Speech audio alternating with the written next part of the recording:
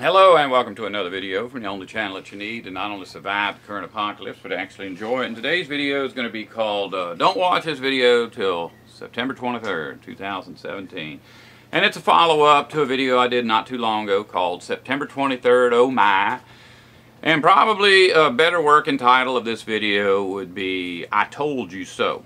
Now the reason I'm doing this, there's a few of them, but one of the main reasons is I've noticed over time that, well, every month I get a report from YouTube telling me how I'm doing, you know, who's watching, where they're watching. And one of the things it tells me every month, I think, is that the amount of growth of the channel. So every month I get 200 new subscribers to my channel, which is pretty good, you know. And I remember when I first saw that, I went and I looked at how many subscribers I had, about 15,000 subscribers. And I figured, okay, 200 a month for 12 months. This is where I'll be in a year, and then 200 a month for the, you know, and I'm like, well, and then it's going to be exponential growth, so eventually be 300 a month. But I eventually realized that I'm like, to this day, I've got 15,000 subscribers, somewhere around 15,000 subscribers, even though I'm getting all of this exponential growth. Well, the only thing I can figure is that they tell you how many new subscribers that you get, but they can't tell you how many people unsubscribed, or they don't. And so, and the Bible explains why that is. It says, as we approach the last days, people will accumulate for themselves teachers to tickle their ears. And apparently I'm not doing any ear tickling. If you want to know what that means, it means people will find teachers that are telling them what they want to hear. I've never really thought about that. You know, I haven't got any desire to tell people what they want to hear. I mean, if it's the truth, I'll tell them the truth if they want to hear the truth. But I'm not going to put my feelers out and kind of say, well, you know, when I talked about how bad the North Koreans were, I got a bunch of subscribers, so I'm going to start talking about that all the time. But I think a lot of these YouTube prophets, that's what they do. They kind of keep an eye on where their numbers are going, and they try to remember what they talked about that made the numbers go up, and so their channels continue to grow. There are people that, you know, just have got channels that started around the same time as me, doing basically what I do, that are viral now, you know. And if you go back and look at some of the stuff they said, it was like kind of like what I say about prophecies for the future, but their prophecies have all come to, you know, the timing of their prophecies have all come to pass, and nothing happened. You know, it just goes to show you, we as a species are not quite as bright as we think we are, because we'll subscribe to something that sounds good, and when it's proven to be a lie, we just stick with it because it sounds good. And so that's what's happening. A lot of these YouTube prophets get up there and tell you all kinds of scary stuff that's going to happen next week. Next week comes and goes, and then they just tell you about some different scary stuff to keep you from thinking about the fact that they were wrong. And you know, they're not doing anything different than what anybody else has ever done. I mean, the Catholic Church has had Pope for hundreds of years. They've been, you know, Jewish rabbis, preachers, priests, imams, all these kind of religious leaders around the world are always trying to find ways to get more people to worship them, or to listen to them and do what they say and do what they tell them to do. And so this latest batch of preachers is not really all that different than the batch that's been around since they built the pyramids. Now, I'm a kind of person that I believe that if somebody puts a lot of work into a video, I shouldn't just go there and dismiss it. But at the same time, you know, we're humans. We have a very limited life expectancy. So let's just take a look at this. The Bible says we're going to live about 60 or 70 years. And guess what? Here we go, to a couple thousand years later, that's still the case. Nothing's changed in human longevity. And if you take into consideration that as a child, we may not have the thinking capacity to do really deep thought and see that how the world is supposed to work and how it actually works. But that's okay. We eventually do develop that. But when we do, we also develop the ability to move heavy objects or whatever, and we end up in the workforce. And so a person will spend the first 20 years of their life just waiting to become a grown-up, and then they spend their entire grown-up life doing hard physical labor, not having time to think, and then they're too old to think. You know, some people actually break out of that 60 or 70 years and live to be 80 years, and the Bible addresses that. It says people that have exceptional health can live up to 80 years, and we've got people on this earth right now that are 113, 114 years old. There's always one or two guys like that, or women, or whoever. There's always somebody that reaches some ridiculous age, but you can believe that those people were not deep thinkers on their 100th birthday. So even if you're one of those folks that lives to be 115 years old, you're not going to have 115 years to figure this mess out. So you've got a very limited amount of time. You come to some YouTube video about the future, you figure out within 30 seconds that it's a bunch of baloney. Don't waste your time watching the rest of that video. I mean, I feel bad that I'm just kind of dismissive sometimes, but I've got a limited life expectancy. I can't watch an hour and a half of somebody lying. If you get 5 minutes in and you hear a couple of lies, just know that the whole thing's going to be lies, and go on about your business. Do something else. And in fact, one of the things you can do is read Matthew chapter 24. Won't take that long, but if you're really, really busy watching YouTube prophets, you probably ain't going to have time for it. But if you can just forget about that and read this, you're going to learn a lot more than you'll learn from them. And you have to read the whole chapter, but in the very beginning, Jesus' apostles are taking him around and showing him all the construction work that's going on in the temple complex. Now, it actually physically speaks about the stones in the temple complex, and if you go to the equal verses that are found in Mark, you'll see that that was specifically what they were showing them. They were showing them these cut stones. And something that I just found out about maybe in the last 10 years is that archaeologists think, some archaeologists, maybe all archaeologists, think that they have located the single largest cut stone ever used in construction in the entire history of mankind. We're talking about stones bigger than the stones in the pyramid. And that stone happens to be part of that temple complex project that was done by the Roman Empire at the 1st century.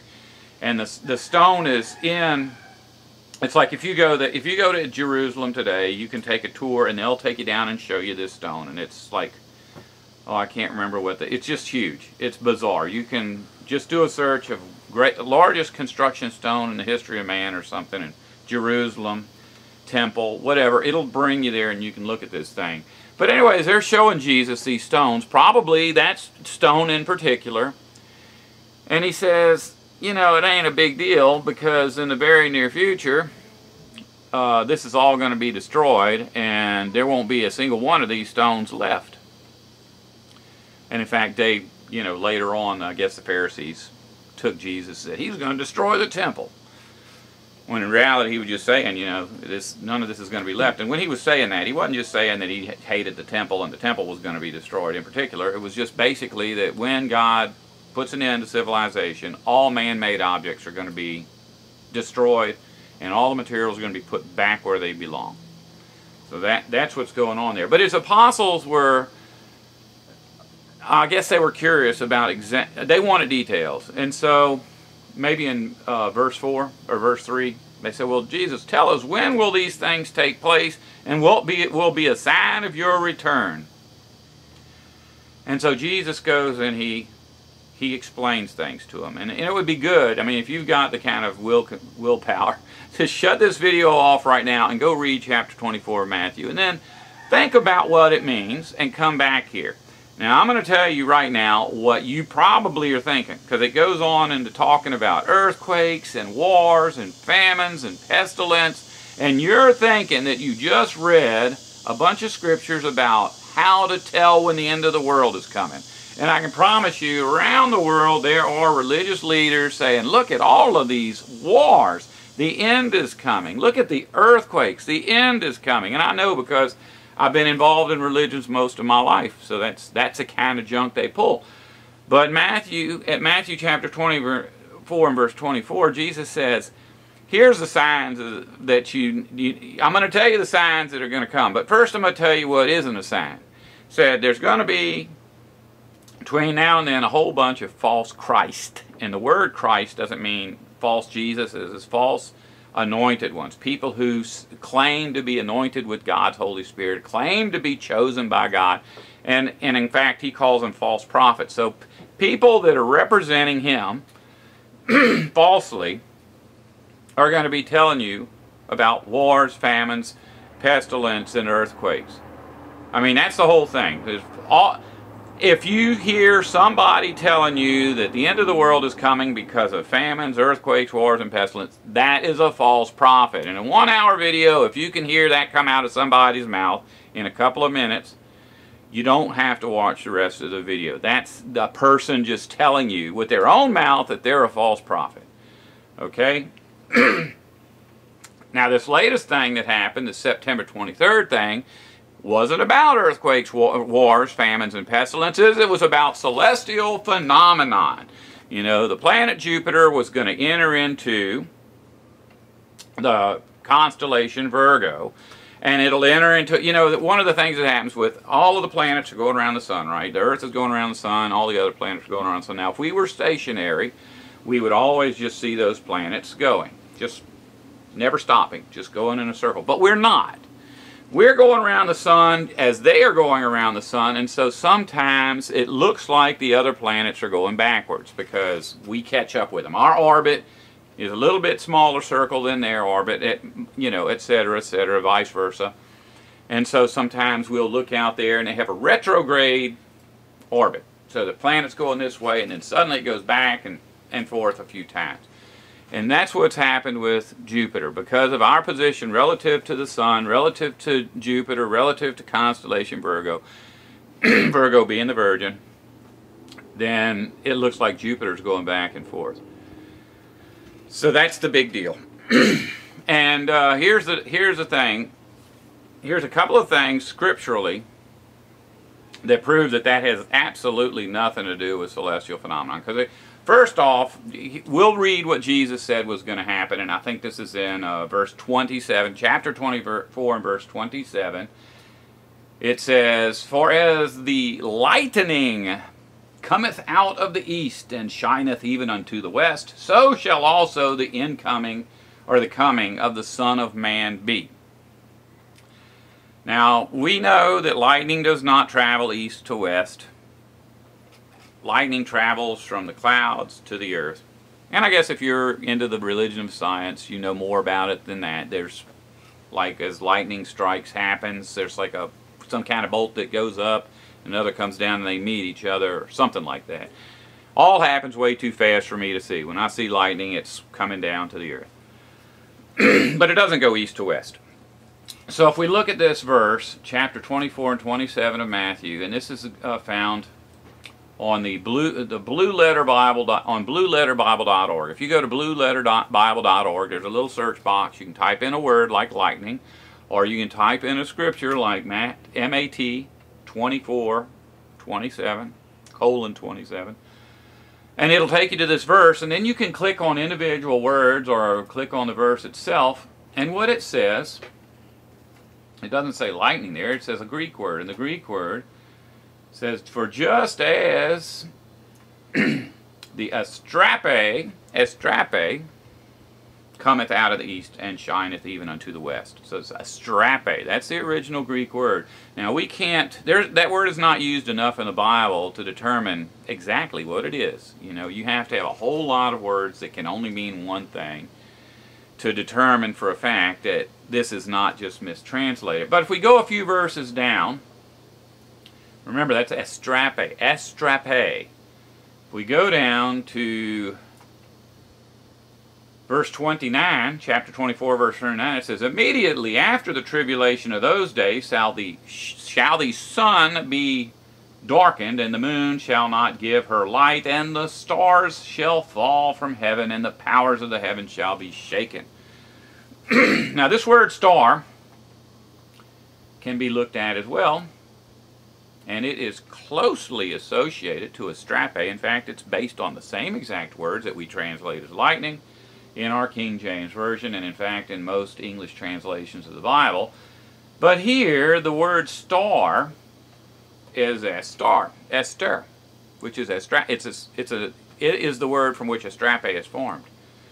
And if we go back and look at that other verse and we break it down word by word in the Greek, what we're seeing is not just as the sun comes from the east and travels to the west, and the moon travels from the east and to the west, the astrape will travel from the east and to the west. And that's true of the planets and the stars. As our Earth is spinning, you know, it's spinning towards the east, it makes the stars seem as if they're coming from the east and going west. Same reason the sun rises and the moon sets in the, rises in the east and sets in the west. So that verse when it says, when Jesus comes, it'll be like and it says it's the light of the astrape. The astrape lights, the celestial lights, travel from east to west.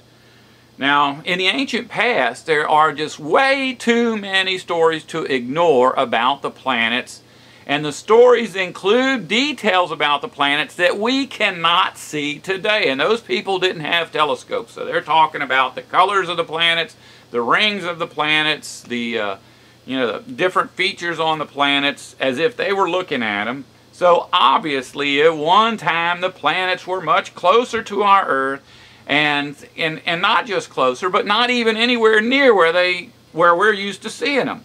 Because in the ancient past, one of the things that we're told is that the planet Saturn would block out the light of the sun for an hour on every 7th day. That's physically impossible in our universe.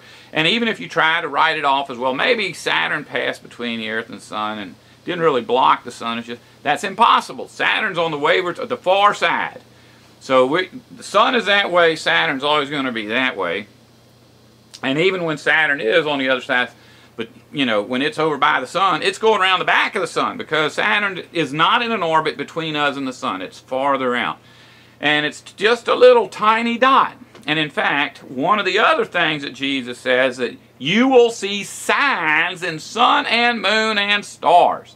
The word you will see signs. I'm hoping that if you're watching this video in the distant future, that you can remember going out on September 23rd to see this incredible sign. Because I'm going to tell you what you saw. Or what you're going to see. If you're one of the people that watches this video between now and then, and you go out there and you look up at Jupiter, you're going to see a teeny weeny little dot of light. Teeny dot of light.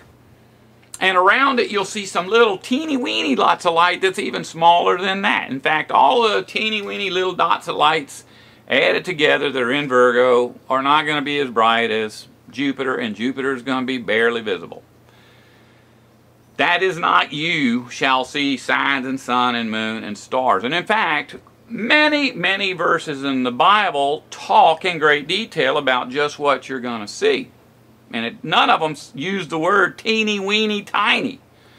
They use words like, the moon shall become red as blood, and the sun shall become as sackcloth. So we're talking about a celestial event where we have a solar eclipse and a lunar eclipse at the same time. That's physically impossible. It's physically impossible. Can't happen because we only got one moon. The moon is the only object large enough to block out the light of the sun from hitting the earth. The moon is the only object large enough for the shadow of the earth to be cast upon it. So you cannot have a lunar eclipse and a solar eclipse at the same time. You would have to have at least one other celestial object as big in our sky as the moon to accomplish that. And another thing it says, now this is God talking. God doesn't make vocabulary mistakes. He doesn't say the sun shall be darkened and the moon shall become slightly pinkish tinted. You see, because a lot of these YouTube prophets will talk about blood moons. Now I'd like the next time that there's a blood moon that you go outside and take a look at that blood moon, because it ain't as red as blood. It's slightly pink. What the Bible is talking about is something that human beings have not seen for thousands of years. And you will not need an astronomer or astrologer to tell you that it's happening. When it happens, you're going to see it. Now remember, there was a time when the only way to get out of Egypt was to follow Moses, because Moses was chosen by God. He was Christ. He was anointed. He was chosen to take the people of Israel out into the promised land. But at some point, people rebelled against that. They said, you know what, we want a political process. It's just, just like Eve. Eve didn't want to listen to God. She wanted to be a god. Satan said, you can be just like God. Promise you, just eat this fruit, you'll be like God. So those people went out there with Moses. They didn't want to listen to Moses because Moses wasn't doing anything for them. He was just, God would tell them, we're going to split this ocean. And Moses would relay that, okay, God's going to split the ocean. God says, I'm going to give you some manna. Moses says, look, God's going to give us manna. They're like, we don't want that. We don't want to listen to God. We want to be gods. So we're going to have an election. We're going to get rid of Moses. We're going to get somebody a little bit better to, represent our interest. And the earth opened up and people fell in. And then everybody that didn't fall in said, I'm following Moses. Well, there's going to come a time when you're given an opportunity to follow the Pope or some other priest or preacher, rabbi, imam, or some YouTube prophet who ain't never once told you the truth, or you're going to be given the opportunity to listen to a man that tells you what God tells him to tell you. And when you see the sun and the moon changing color like that, or when you see each of the planets returning from the east and crossing our sky in the west, just as big as the moon, when Saturn's blocking out the sun, when those kind of things are happening, whoever is telling you about those things when they happen is the person you're supposed to follow. Don't try to elect somebody that's telling you about Jupiter and Virgo. You'll see these things happen for yourself. Now this is I told you so, but it's strongly worded, but it's only strongly worded because probably once every other day somebody sends me a video produced by a YouTube prophet. The time that you waste watching that stuff is time that you could spend, okay? Oh well, hopefully this will be up pretty quick. And there will be a record of the fact that it went up before September 23rd. And once you see it, you'll go back and find all of those September 23rd videos you got in your favorites. Click on them. Go click on the guy that sent that to you and unsubscribe from him. Or her. Doesn't make a difference. And as always, if you don't want to survive, don't listen to me.